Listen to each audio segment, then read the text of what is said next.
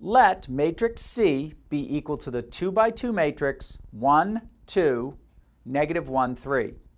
Carry out the indicated operation, C inverse. That is, find the inverse matrix of C. To begin that process, we write the augmented matrix where we have 1, 2, negative 1, 3, vertical line, and then we have the 2 by 2 identity matrix 1, 0, 0, 1. We want to perform row operations on this augmented matrix so that we convert this part of it to 1, 0, 0, 1. So I've written that augmented matrix here, and I've written that the first row operation we will do is to add row 1 to row 2 and replace row 2 with that result. You'll see in a moment the reason that I've chosen to do that is when we add row 1 to row 2, 1 plus a negative 1 is 0, and we were looking to get a 0 in this position.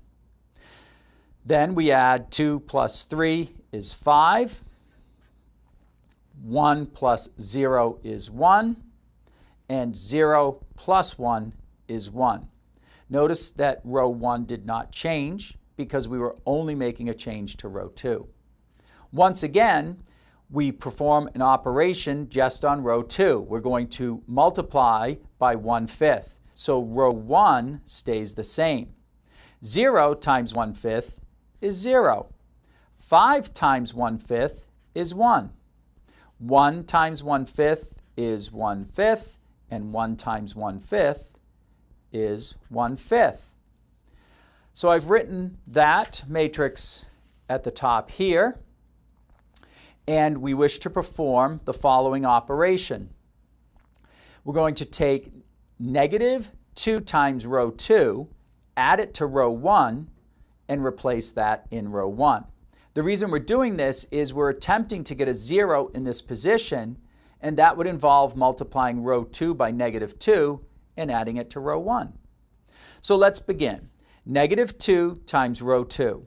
Negative 2 times 0 plus 1 would be, of course, negative 2 times 0 is 0, plus 1 is 1.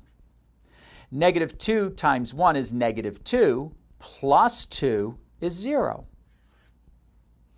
Negative 2 times 1/5 is negative 2/5 here. We add that to 1, which, remember, 1 is 5/5. So negative 2/5 plus 5/5 is 3/5. Negative 2 times 1/5 is negative 2/5. Added to 0 is negative 2/5. Well, now if we see on the left-hand side, we have the identity matrix for a 2 by 2 matrix. 1's along the diagonal, 0 in the other positions. That tells us that this 2 by 2 matrix is the C inverse. So C inverse is 3/5, negative 2/5, 1/5, 1/5.